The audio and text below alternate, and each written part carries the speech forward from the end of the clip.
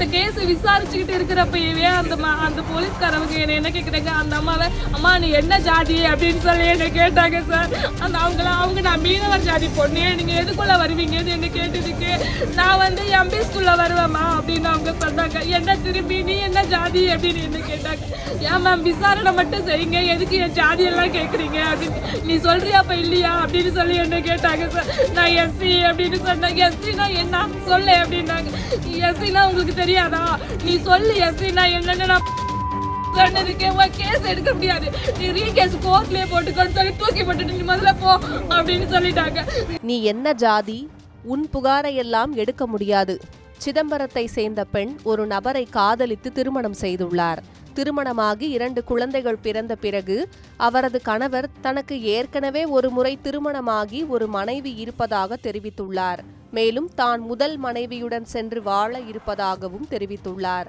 அதிர்ச்சி அடைந்த அந்த இளம்பெண் குழந்தைகளின் வாழ்வாதாரத்திற்காக நீதிமன்றத்தை நாடியுள்ளார். இருந்த போதிலும் கணவரிடமிருந்து எந்தவித உதவியும் கிடைக்கவில்லை என்று தெரிகிறது.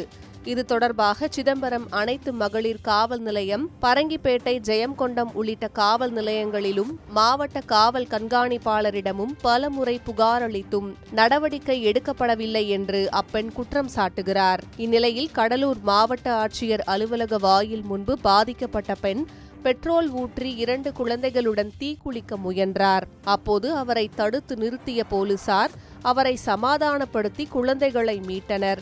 பின்னர் பாதிக்கப்பட்ட பெண்ணிடம் விசாரணை மேற்கொண்டனர். அப்போது அப்பெண் தனக்கு நடந்த அநீதியை விவரித்துள்ளார். 6 வருஷமா என் கூட தான் சார் இருந்தார். எங்க வீட்டோட வாடகை வீடு தனியா எடுத்து வச்சு என்ன வச்சிருந்தாரு சார். வீட்டோட வெளிநாட்டு போயிட்டு வந்துட்டு தான் சார் இருந்தாரு. ஆனா அந்த லேடி அவங்க கூட பிரிஞ்சு 8 வருஷம் ஆகுதுன்னு இப்பதான் சார் சொல்றாங்க அவங்க.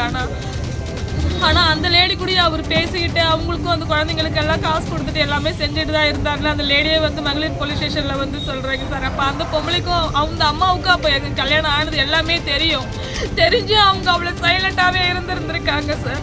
முன்னாடியே எனக்கு கல்யாணம் ஆனது தெரிஞ்சிருந்தா அப்படியே என் மேல ஏதாவது புகார் கொடுத்துருந்தாங்கன்னா எனக்கு இந்த வாழ்க்கையே வேண்டாம்னு சொல்லி நான் எல்லாத்தையும் கழட்டி போட்டு என் பொண்ணோட நான் வந்திருப்பேன்.